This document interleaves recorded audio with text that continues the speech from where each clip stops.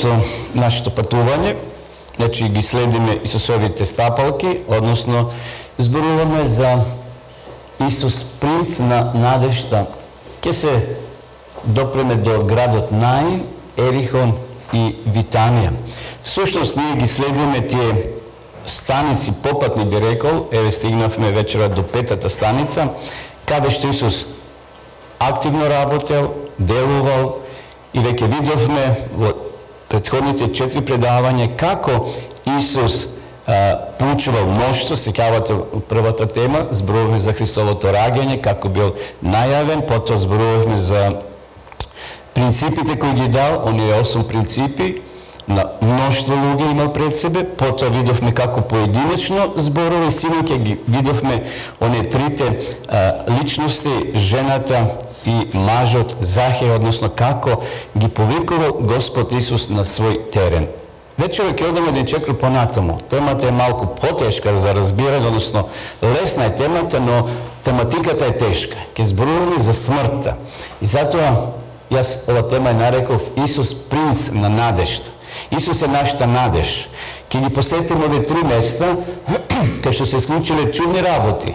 Починале некои луѓе. Исус ги излекувал, односно ги воскреснал. Но на почетокот е еден пример, почнуваме секогаш со некој пример актуелен, да извлечиме корисна поука. Сенка на смртта. Господинот по име Доналд Банхаус бил доктор по теологија. Значи бил проповедник. Му починала неговата сопруга. Значи му умрла жената. Тој се сметал дека е толку храбар и силен што може да зборува на погребот таму пред сандукот на неговата сопруга за надежта преку гроб, зашто и тој самиот проповедал и тој верувал во надежта преку гробот. И затоа собрал сили тој да сподели таа и жалост и тага, но и радост во надежта преку гробот. Поминало неколку денови, погребот бил закажан и тој тргнал заедно со децата, имал 2 ќерки во колата и се возеле. Додека излегувале од градот, најшли на еден семафор. Било црвено светлото и човекот, таткото Доналд, се свртел кон децата и рекол: деца, со кого повеќе сакате да се судриме? Со камионот кој го гледаме или со неговата сенка? И децата се насмевнале и знаете што рекле? Повеќе сакаме да се судриме со неговата сенка, зашто сенката ништо не може, тој е камион. Знаете, под сонцето тој прави сенка. Меѓутоа, кога би се удриле директно со камионот, кола со камион, сигурно би се доживела трагедија. Истина, браќи и сестри, вечера ние кои сме овде, кога во прашање смртта, ние кога умираме, не се судираме со камионот, туку со сенката на камионот. Затоа што ова смрт, како што ќе видиме малце подоцна, ја нема таа тежина, како на другата смрт, од која нема будење. И ова е тешка смрт.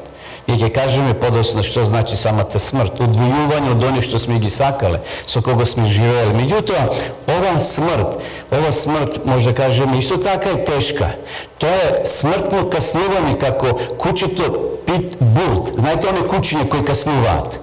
Те толку ќе каснат, мора шипка железо да му ставиш у устата да ги извадиш забите. Значи, таа смрт е страшна. Ево го тоа куче, го гледат символично. Меѓутоа, Исус дошол да не ослободи, како што реков, од втората смрт. Дали некој сте присуствувале на добар погреб? Да, одете на свадба и велите што убава свадба. Убаво беше, се играше, храна доволно, музика. Меѓутоа, дали може да биде некојаш и погребот да биде добар погреб? Може би прашањето е абсурдно. Како може погребот да биде добар? Без разлика кого погребуваме, старец од 100 години или девојка од 15 години. Јас имам прилика во мојата служба да погребам девојка од 18 години. Па не е лесно да се зборува, тука е мајката, братот, роднините, неблиските, сите се натажени ти да зборуваш. Ево, мојата професија, за овие 40 години сум имал и таква прилика. Аз сум зборувал на старци од 100 години, 102 години, така натаму. Но жалоста е иста. се разделуваме од нашиот сакан, од пријател, мајка, татко, брат и така натаму. Дали имаме нова чудесна комбинација на израз? И затоа ние ќе анализираме вечерва 3 библиски настани и ќе видиме дека тие погреби кои се случувале кога Исус бил присутен станале добри погреби. Зашто на крајот било happy end, среќен крај доживеале тие луѓе кои ги погребувале своите најблиски. Ајде да одиме најпрви во местото Наин. Тоа е мало градче, Наин, еве го овде.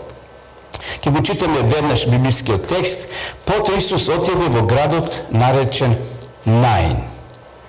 А со него одеа неговите ученици големо множество. Рековме повеќе пати дека Исуса го прателе мноштво луѓе, некои од радозналост, некои да научат нешто, а некои да го фатат. Значи 3 категории на луѓе. Да го фатат во замка неговите зборови. Имало тука и војници во цивилка.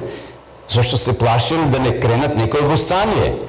Зашто тоа била римска провинција, односно римјаните управувале и секое множество на луѓе, тоа било потенцијална прилика некој да ги збуни луѓето, да ги повика на отпор или на бунт против актуелната власт, или големо множество.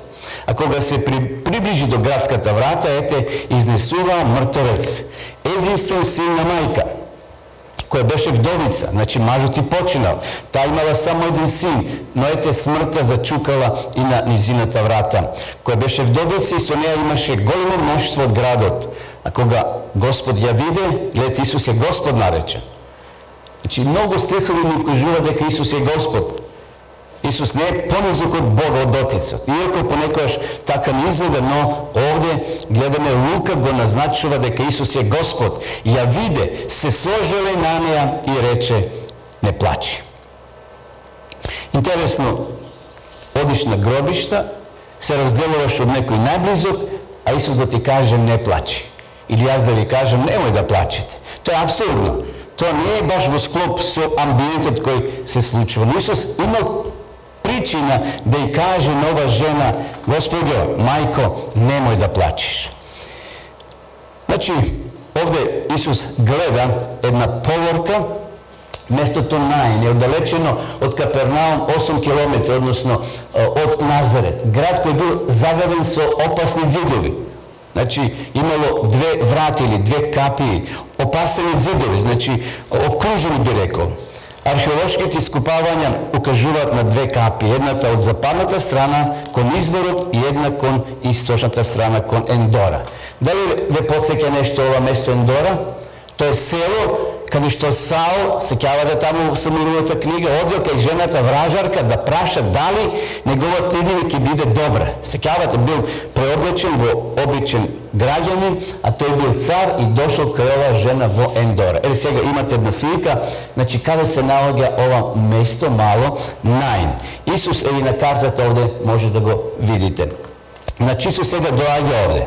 Интересно, сега поворките веќе ги нема по градовите и по селата. Има капели, таму се носе починатиот и од таму почнува поворката и близу е гробот и тука завршува се.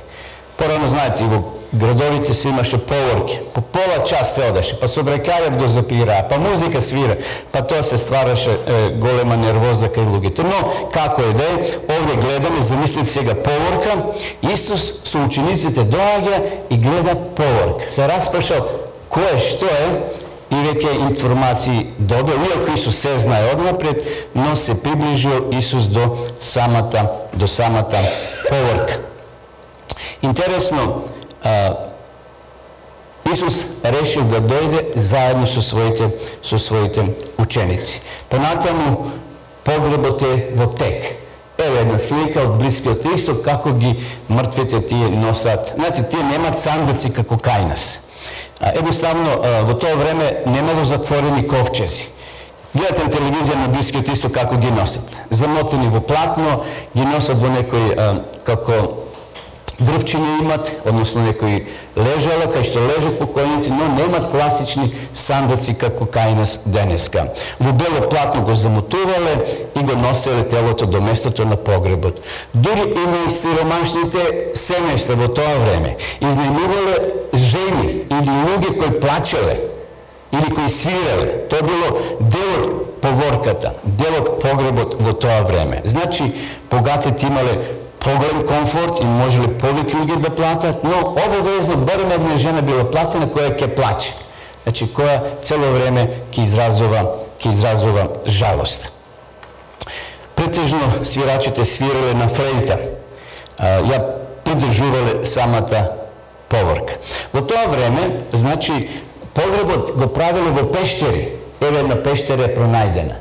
Значи, тука го носеле телото, замотано во платно, го полагале на карпа некоја, на камен, додека телото не се распадне, кога ќе се распадне, коските ги собирале, ги ставале тогаш во некој ковчег и ги закопувале. Тоа била нивната пракса за погребување. И сега замислите, се приближува Исус и вели: жено, немој да плачеш.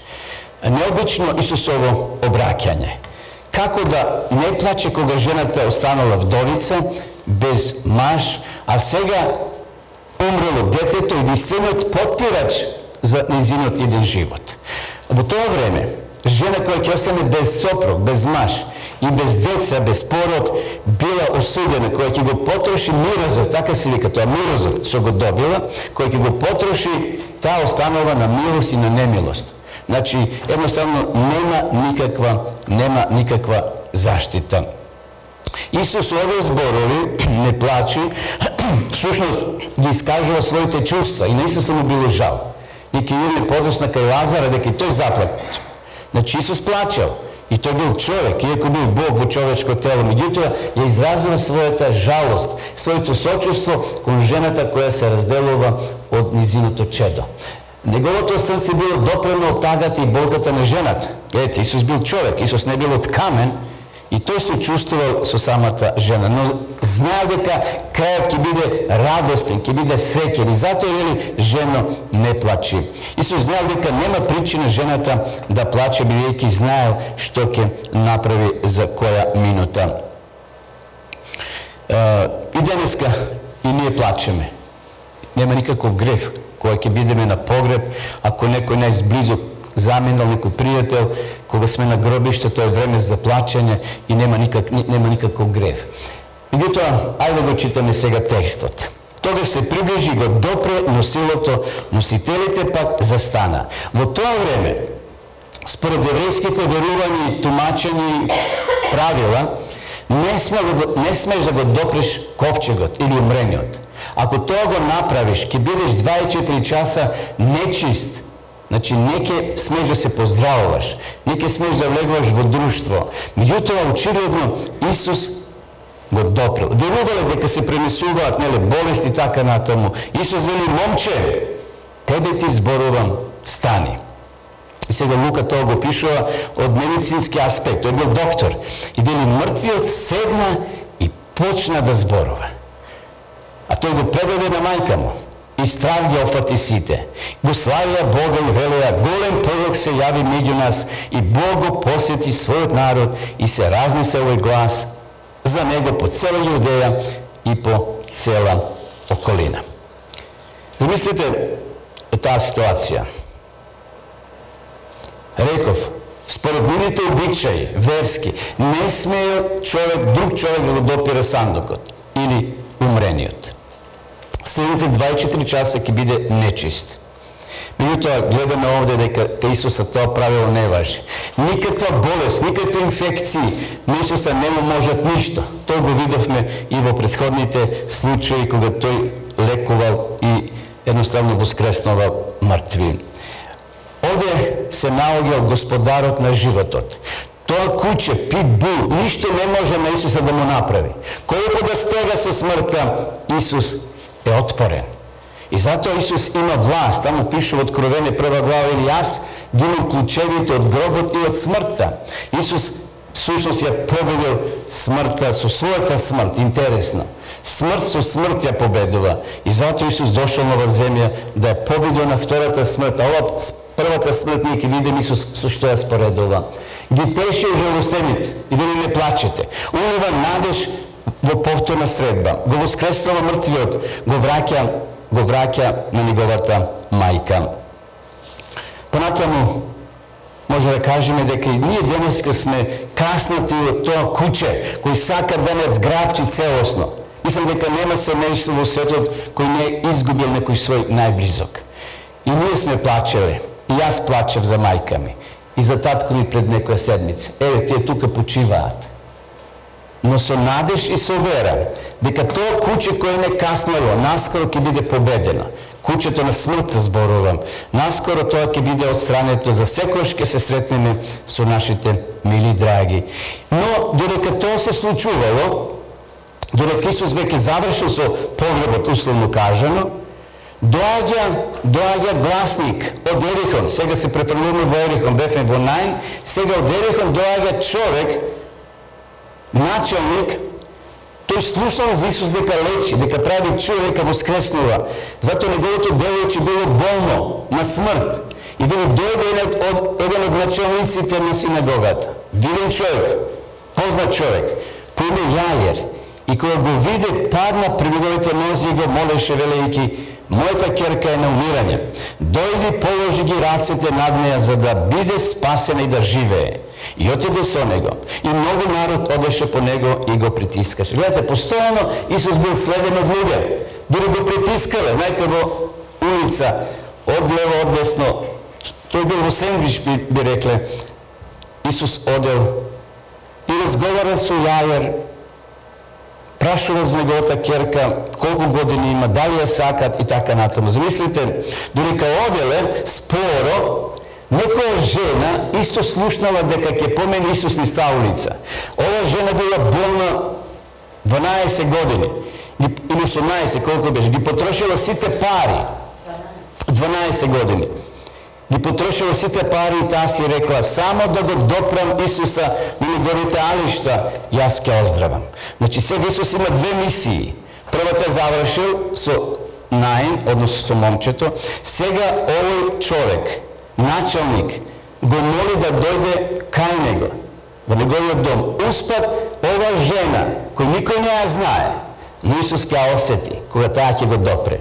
Едноставно, ова жена си поставила цел: само ако го допрам. Значи, драматичен настан се случува овде. Исус изгубил, можеби, час, 2 часа. Додека одел со ноќното, жената го допрела, а Исус вели: некој мене ме допре. Некој мене ме допре. А учениците што му кажале? Па Исусе, што си чуден. Стотици луѓе одат поред тебе, некој те допрел. Но тоа не било обично допирање. Исус тоа го почувствувал, зашто тој видел, тој осетил дека од него излегла сила на излекување. И сега не е време да целата приказна разработиме, но сакам да кажам, кога ние ќе го допрем Исуса денеска со нашата вера, со очите на нашата вера, преку молитва, Исус може да направи и денеска чуда. Исус е истиот. Пишува во книгата до евреите, тоа е посланица, Исус е истиот вчера, денес и утре. Така да, Исус вели: кој ме допре? Кој ги допре моите алишта? Истина, ова жена ги потрошила сите пари, вели евангелистот Лука. Но таа си поставила цел: само ако се допрам до неговата облика, ќе оздравам. И дали успеала во тоа? Успеала. Жените, луѓето кои биле болни со некоја тешка болест, по нивните закони не смееле да се мешат меѓу луѓето. Имале право чистите луѓе, условно кажано, да фрлат камење на неја и да ја убијат. Значи таа ризикувала се. Па макар и да страда, само да го допре Исуса, верувала дека ќе биде излечена. И навистина Господи помогнал. Меѓутоа, кога Јаир се обратил за помош, детето се уште било живо. Се уште било живо. Исус тргнал кон куќата на овој угледен човек со цел да дојде таму и да го излечи. Но, како што реков, попат тој се задржал некое време. Тој инцидент, условно кажано, со жената завршило со добро за ова жена. Исус почувствува дека некој го допрел. Но во тоа време доаѓа гласникот, слугата вели: Господару, не мора да доаѓа Исус. Детето веќе почина. Замислите на таткото како нозете да му се отсекле. Како сега да има огромни чекори. Одгледувал голема надеж дека Исус ќе му помогне, ќе го излечи детето, односно девојчето. И замислите сега Исус вели: Јаир, одиме сега кај тебе дома. Ама Исусе, знаеш, слугата ми рече дека детето починало. А Исус вели: не се секирај, само верувај. И замислите, тие одат полека. Го прашува Исус Јаира: Јаире, дали го сакаше многу девојчето твое? О, Исусе, како не. Ни беше како икона дома. Толку многу го сакавме тоа наше детинце. Ја викавме Талита куми, односно тоа значи јагненце. Го викавме како мало јагненце да е во нашето семејство, но еве сега слушнаме дека е почината. Тоа е нашата мала самовила. Толку е сакавме, како принцеза ни беше во куќата. Исусе, што ќе биде со неа? А Исус е вели: не плаши се, Јаире, само верувај. Ајде да одиме напред до вашата куќа, каде имам големо изненадување за вас. И навистина, кога слугата рекол: не го замари Исуса, ти веќе изгубиле надеж дека е можно да се случи некое чудо. Меѓутоа, Исус овде ќе го покани уште еднаш Јаир да ја покаже неговата силна вера во Господа. Додека уште зборуваше, дојде од дома на началникот на синагогата и му рекоа: керката ти умре, зошто го мачиш, зошто го тераш, зошто го измачуваш учителот? Готово е, завршена е работата, ајде да планираме утре погреб, нема веќе надеж. Замислите каква таа била страшна вест за Јаир, кој одгледувал така голема надеж во Исуса Христа, а сега како да му се отсекле нозете. Девојчето, како што рекол овде овој слуга, починало. И сега полека се упатуваат кон куќата на Јаира. Очигледно сенката на смртта го допира и тоа семејство. И тоа било детенце, единец, девојче. Го сакале премногу сите. Но, браќи сестри, каде што доаѓа Исус, смртта исчезнува. Каде што доаѓа Исус, болките исчезнуваат. И затоа Исус полека се упатил и доаѓаат во семејството кај Јаира. Што мислите, дали Исус се умара? Зошто не дошол на време? Зошто не побрзал? Како Исус плански тоа да го работел? Како плански да го работел? Зарем за негој напор да разбуде мртвец? Веќе имаме примери. Еве, пред малку зборувавме за момчето во Наин, па зборувавме за други случаи и вечера ќе споменеме уште еден случај кај што Исус воскресал мртвец. Зарем има некаков проблем за поглаварот на надежта кој води грижа за секое очекување на нашето срце? Зарем не било тешко да дојде до куќата на Јаира? Но Исус се плански работи. Кај Исус нема нешто случајно. И затоа вечерва ќе порака за нас да не брзаме, да не бидеме брзоплети. Знаете, кога ние се молиме за некој проблем, Бог одговара на три начини. Понекогаш вели да, понекогаш не, а понекогаш почекај. Тоа се три Божји одговори. Наше да бараме, наше да молиме, а решението да го препуштиме на Бога, зашто Тој ги знае работите подобро и од нас самите. Зар не знаеш, вели пророк Исаија, зар не си чу, Господ е вечен Бог, творец на земните краишта, тој не се заморува, не постанува и неговиот име не измери. Значи Бог не се замара, тој не се заморува, не постанува, не застанува како ние што се омараме. Бог е постојан, почитувани, само наше да му веруваме на големиот Бог. И затоа Исус му вели: Јаире, не плаши се, само верувај, али да одиме во твојата куќа.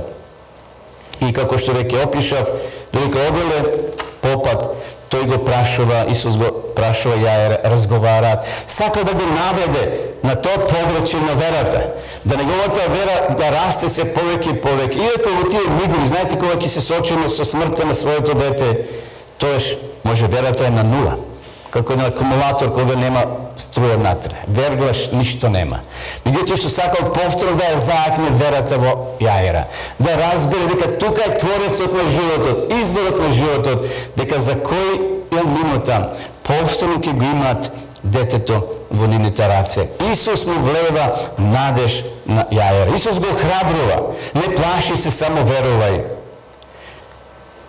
Браќи и сестри, Исус така постапува со сите нас. Тој постапува со луѓето со скршено срце и му патува зборови на утеха и охрабрување. И ние како луѓе се изразуваме сочувство, се охрабруваме и даваме утеха на другите, но тоа е човечко.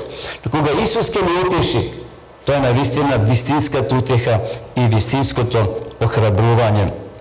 Понатаму читаме во 37 до 39 стих. Сега Исус дошол во домот, еве го овде, мноштво народ, цело двориште било.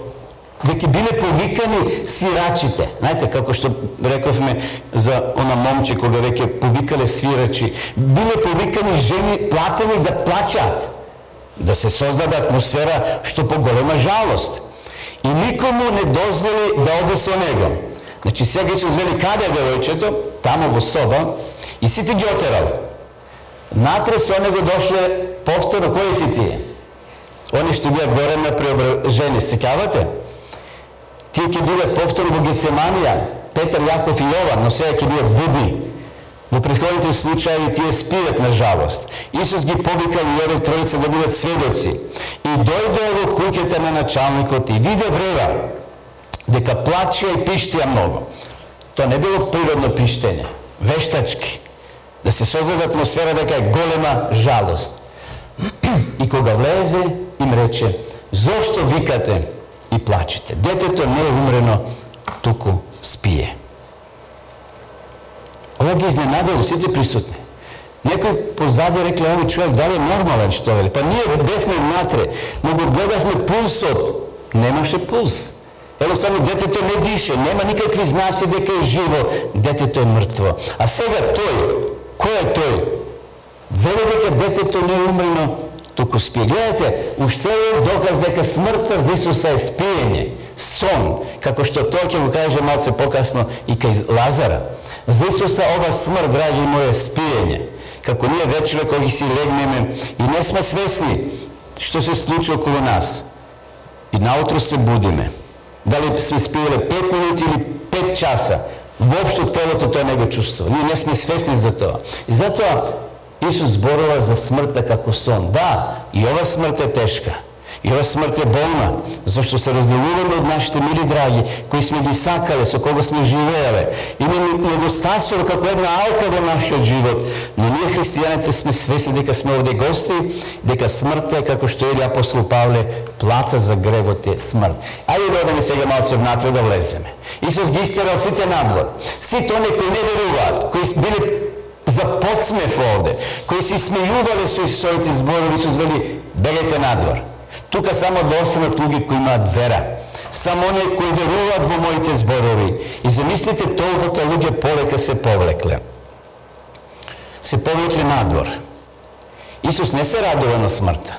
Рековме, и тој жали, но тој знае дека сега ќе се случи нешто убаво за ова семејство, за Јаира, за неговата сопруга и за најблиските. И одеме понатаму да видиме што се случува.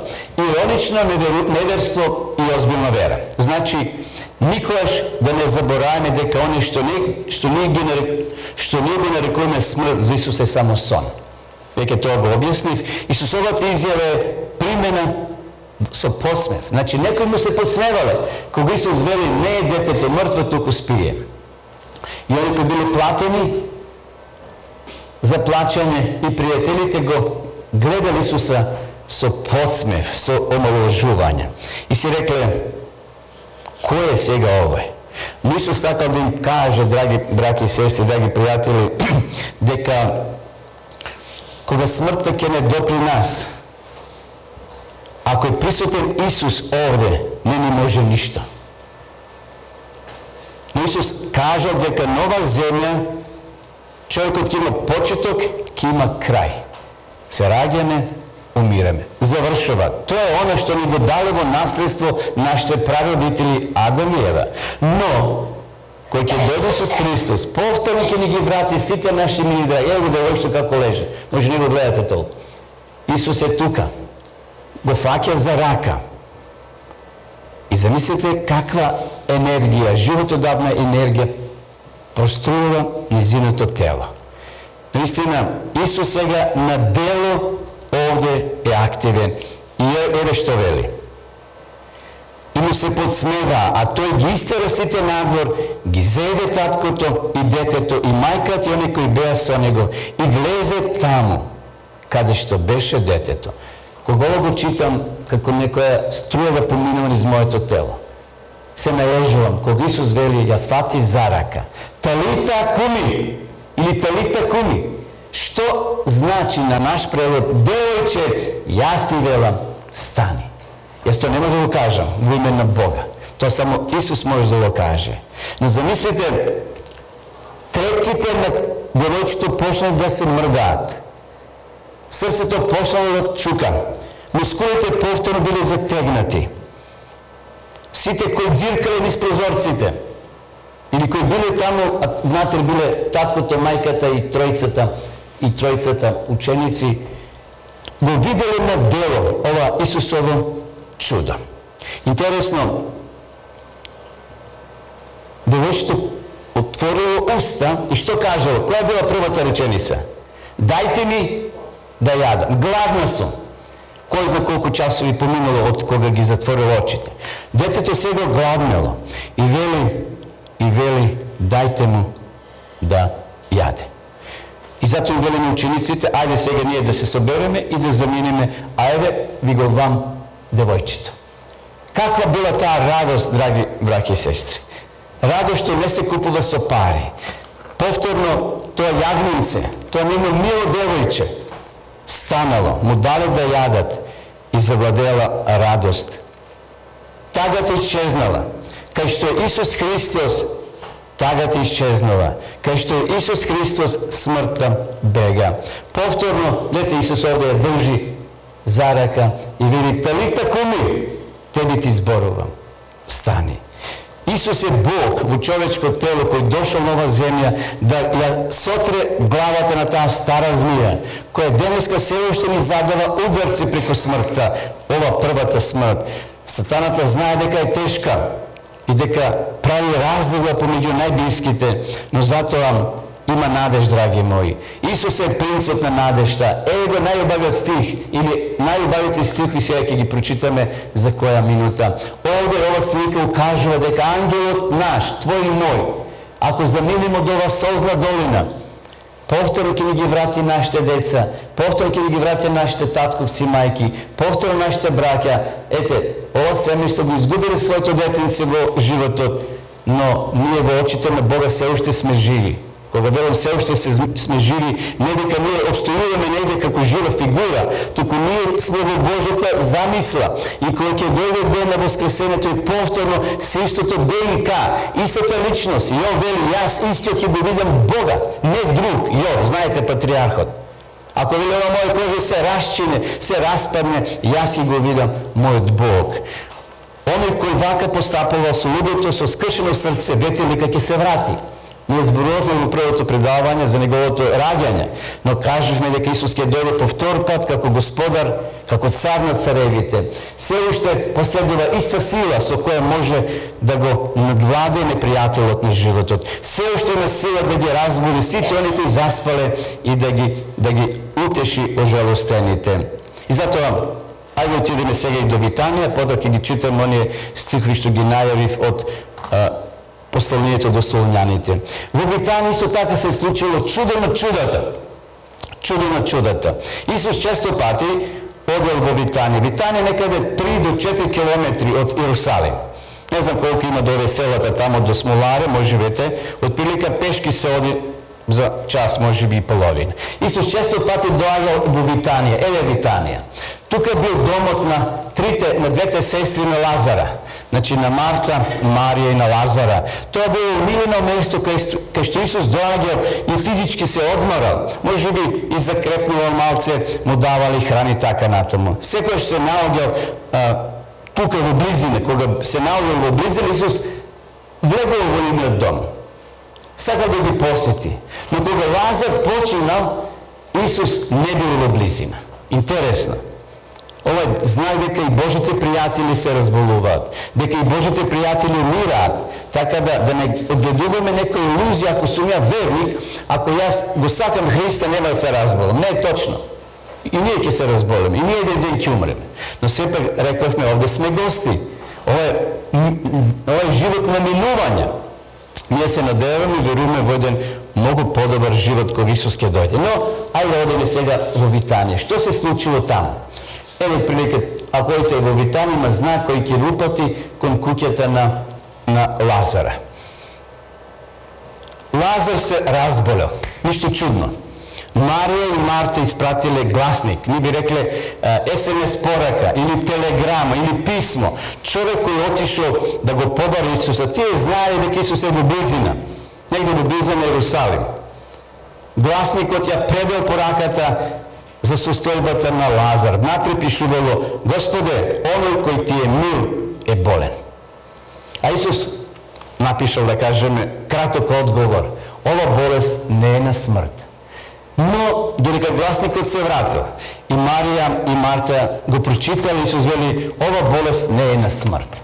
Тоа е како, например, одите вие во болница во Струмица и на болните им кажувате: а тешко се болни, знаете дека им се одредени деновите, и им кажете: ова болест, Господо, не е на смрт. Сега би ти рекле: човече, ти не си во ред.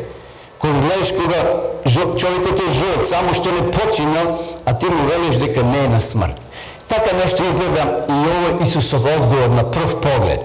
Меѓутоа тоа преку призма на нас, кога ние живееме 80, 90 или 70 години, велиме: ете, како да е, ќе се умре, дали на 70 или на 80 години. Меѓутоа Исус има посебна намера кога кажа: ова болест не е на смрт. И најпосле учениците го прашале: што се случува, што пишуваше во писмото, што ти бара Марта и Марија? Нашиот пријател Лазар заспа, туку одам да го разбудам. Учениците сега били уште повеќе збунети. Ако некој спие, ако некој заспал, после известно време ќе стане. Или ако некој болен, знаете, ние велиме: остави го болниот малку, нека се одмори, нека се наспи, ќе му се поврати снагата, силата и ќе се разбуди. Тие мисли дека нешто за такво нешто станува збор. Но Исус не сакал да им каже директно во каква состојба се наоѓа пријателот Лазар. И најпосле Исус мораше да им каже. Но Исус зборуваше за неговата смрт, а тие мисле дека зборува за починка во сон. Тогаш Исус им рече: Лазар умре. Замислете, тоа било шок и за учениците негови. Бидејќи тие понекогаш не враќале овде во домот на Лазар. Тие се распрашувале: Исусе, што сега? Зарем ќе одиш во таа покрајна или во тој град, во тоа место? Знаеш, во една прилика сака да те убијат. Учениците го одвраќале претходно, но кога разбрале дека Лазар е умрен, тогаш рекле: добро, Исусе, мора да одиме. И замислите, Исус доаѓа во местото Витанија. Доаѓа во дворот, веќе народ се собрало, тука били свирачите, оние кои треба да созадат штиминг, тука били оние кои плачеле, значи платени или повикани да плачат. Исус влегува, Марија или Марта, не е важно, една од нив веќе слушнала дека Исус е во дворот нивни и вели: Господе, да беше овде нашиот брат, немаше да умре. Колку пати ние ова сме го кажали: Боже, да ти интервенираше, немаше да умре мајка ми, немаше да умре татко ми. Ние се молевме: Боже, зошто се случи ова? Такви прашања, ете, и кај нас се ројат понекогаш. И Марта и Марија рете: Господе, да беше ти овде, сигурно немаше тоа да се случи. А Исус вели: Марто, Марија, јас сум воскресението и животот. Кој верува во мене и да умре ќе живее.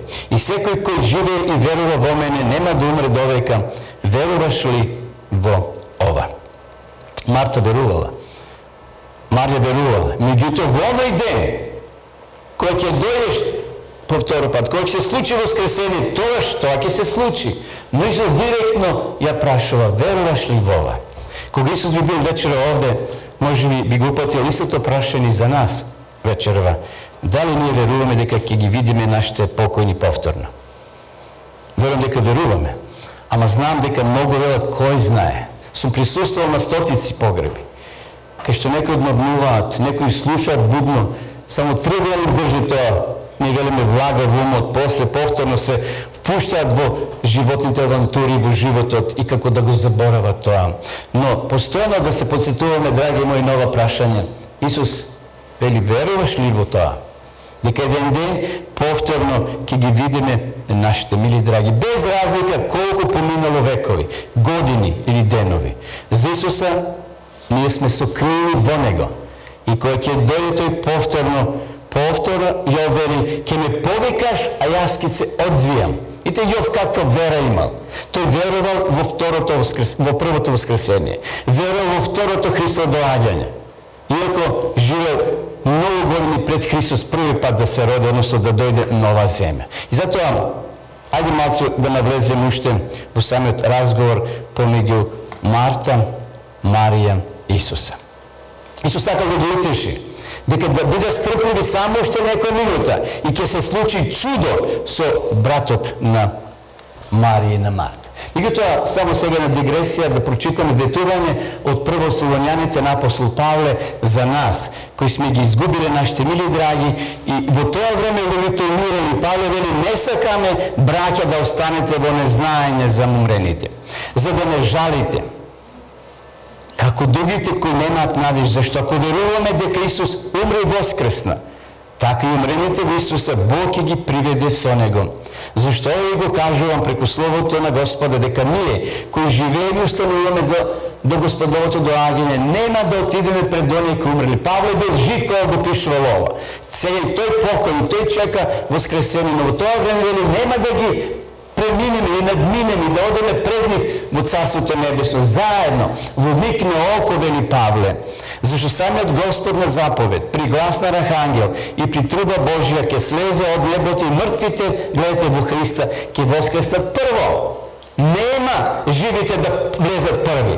Сите ќе бидеме преобразени во миг на око. Павле нема друга формула или друг израз да најде. Миг на око било нешто најбрзо. Сега, знаете, имаме оние десетинки, стотинки се мерат, кога се трче, нели, ги гледаме тамо на дигитроните. Павле нема друг израз, во миг на око. Тоа било нешто најбрзо. Значи, ќе трепнеш, ќе отвориш и се преобразуваш. И тога што вели, ќе бидеме земени, грабнати, заедно со нив, на облаците. Значи, и покојните во Христа, и живите во Христа, кои веруваат, ќе бидат земени за секој со Господа. Затоа, утешувајте се еден со друг со овие зборови. Ова било блажена надеж, драги мои, на милиони христијани кои ги дале своите животи во средниот век, во темниот век, кои биле фрлани пред лавови, во тие катакомби, во тие арени, затоа што не сакале да се откажат од ината вера во Христа. Не сакале да веруваат во некои измислени богови, во некои литургии или во некои обичаи, во некои традиции, туку сакале да се држат за ова надеж, ова блажена надеж, за сите нас кои сме ги изгубиле нашите мили драги. Исус вели: Марто, не плачи, Марија, не плачи. И вели: каде е Лазар? Како да не знаел? Знаел, но сакал од нив да слушна. Па е на гробиштата и се упатиле. Замислите, цела полорка. Тука имало, рековме, 3 категории повторно на луѓе.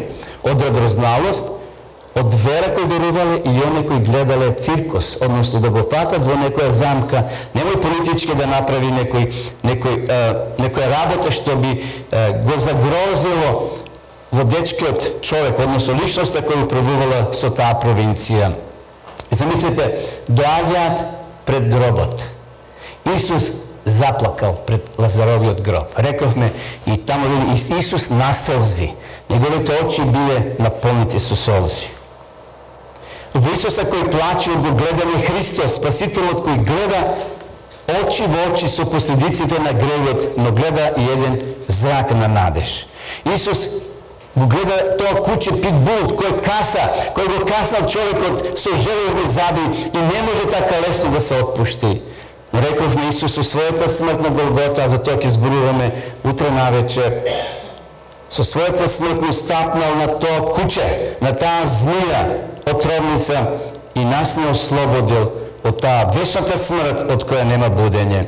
И затоа Исус доаѓа вели тргнете го каменот. Во тоа време гробниците биле исклесани во карпа и пред врата се ставал голем камен. Четворица јаки мажи мора да го турнат каменот за да го затворат врезот. Замислите, внатре Лазар веќе 4 дена. Исус вели тргнете го каменот. А Марта или Марија, не е важно, едно од нив вели Исусе, може би потивко, одиш предалеко Исусе, немој. 4 дена е веќе Лазар натре, а времето е доста жешко. И по тие физички закони телото оди веќе во распаѓање. Исусе, немој. Меѓутоа, Исус знаел што работи. И замислите, Исус вели, Лазаре, излези.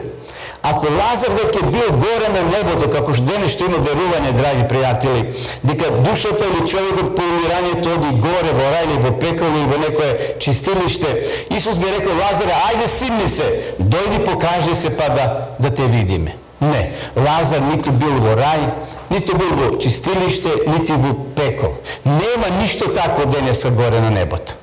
Знаеме дека има 20 луѓе, тројца се горе. Енох, Мојсе или зборувавме пред некоја вечер. Тие се на некои посебни планети, ама живи се тие. Тие не се духови или души, душа сама за себе не постои, нели тоа е спој на тело и на живот и енергија, човекот стана душа жива, но не е важно сега, тоа зборуваме. Значи Исус вели Лазаре излези. Еден теолог вели кога Исус не би рекол Лазаре, може би излезе стотици луѓе од гробиштата, од своите гробови.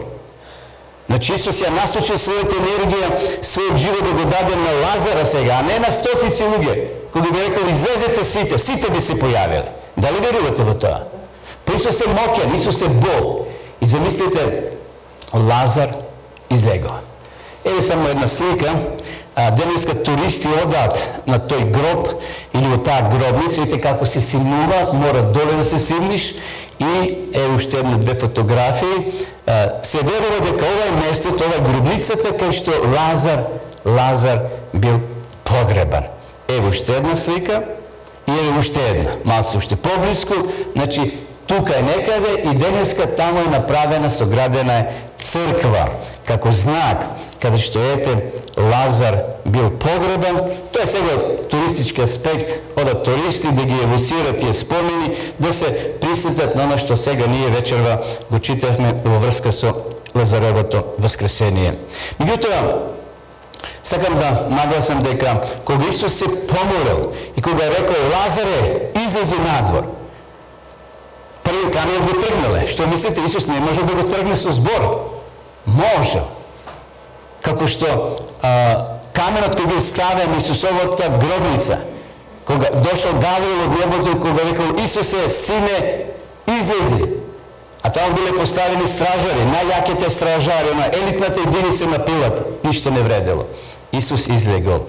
Овој повик бил сличен оној повик кога Исус создавал, прва Мојсеја, прва глава, први стих, па до следните стихови кај што Исус вели, нека биде тоа, нека биде сонце, нека биде месечина. Сличните зборови Исус ги користи, зашто Исус е создателот на ова наша земја. Исус сега вели, Лазаре, излези. Тој се обратил на својот пријател, значи со неговото име, Лазаре, излези. Гледате како Исус не познава. Сите нас Исус не има напишано на своите дланки. Таму пишува во пророчките книги дека Бог не познава по име. Го знае нашето место на живење, нашиот кредит кај што спиеме, нашиот телефонски број го знае, нашите вознички ги познава. И замислите ова фотографија како уметникот тоа го нацртал. Гледате. Лазар изгледува таков како што го погребале, замотан во платно. Замотал во платно. Меѓутоа, подоцна кога дошол дома, тој ништо не им кажал на Марија и на Марта и на селаните и на граѓаните во негово место каде бил, дали бил горе во некои цветни алеи, градини и така натаму. Не, тој бил во безсознание. Тој ништо не знаел што се случува во часот на смртта. Тој едноставно, како што рековме, спиел. И затоа, драги пријатели, Спиноза еве што изјавил: би ги дал сите филозофски системи во замена за да можам да поверувам во овој настан. Да, верувам дека и Спиноза не можел да поверува. И милиони луѓе не веруваат, но јас верувам. Јас сум убеден врз основа на овој библиски настани дека Исус еден ден и тебе и мене ќе не подигне ако во иѓе време се најдеме во својата смртна постела. Понатаму вели, овој пробен камен на верата, Исус Христос може и мртвиот да го воскресне и може да го очисти дури и грешниот човек. Ете, за Исуса може да кажеме полесно да воскресне мртов човек, отколку жив човек да го обрати. Зашто обраќањето е индивидуално. Мораш ти и јас да донесем одлука. Ако го реке сме поверували и умираме во таква вера, лесно се да каже Томе стане, Јанко, Петко, Јоване. Лесно ќе не воскресне, како што го воскреса Лазара. Но живиот човек, кој не го отвара своето срце, синоќа ни рековме, донесовме одлука, дека ги отвариме нашите срца, зашто Исус чука и вели сакам да влезам кај вас. И затоа, ајде вечерва, уште еднаш да го отвориме нашето срце, да поверуваме во овој настани, Витанија, Ерихон, ова е грешка, значи Ерихон и Наин. Тоа се три настани кои ни укажуваат дека Исус на дело го спровел оно што го проповедал. Исус, драги мои, ја победил смртта. Исус е тој кој наскоро ќе дојде да направи крај на оваа смрт, која е многу силна, која е многу страшна, која е болна, ги ранува нашите срца. Но Исус го тргнал каменот. Овде е Голгота, при која врата можеме слободно да помине секој од нас. Секој да поверува во Исуса Христа. Таму вели кој верува во Христа и да умре повторно ќе живее. Значи во Христа ние сме сите живи. Во неговата промисла, зашто тој не има таму на списокот и кој ќе дојде само по тој список би рекол ќе станат сите. Но Библијата вели во едно ново тело, нераспадливо тело, тело кое ќе нема болки. И сосема на крај завршувам со овие познати зборови што и вие ги знаете, запишани се во Откровението Јованово во 21 глава, кај што овде вели Јован дека ќе нема повеќе солзи, дека ќе нема повеќе болка, овде вели, само да го пронајдеме стихот и со тоа и ќе завршиме. Затоа ова нека биде надеж за сите нас да кога Исус ќе дојде повторно да се најдеме и ние во тој нов Ерусалим. Јован вели: видов нов Ерусалим како слегол од небото од Бога, стокнен како невеста која украсена за својот маж. И слушнав силен глас. И тој ќе живее со нив, и тие ќе бидат негов народ. И понатаму вели: и ќе избрише секоја солза од нивните очи. И смрт нема да има веќе. Ни тага, ни плач, ниту болка, зашто првото помина. Ова е првото. Овој живот ќе биде прв, а вториот живот ќе почне со Исуса Христа. И затоа, драги мои, да темелиме нашата надеж на принцот на надежта, кој победил смртта и кој ќе дојде наскоро да не повторно се уедине со нашите мили драги и за секојаш да бидеме со Него во вечноста. Нека му слава за ова голема вистина што ја наоѓаме во Светото писмо. Амин.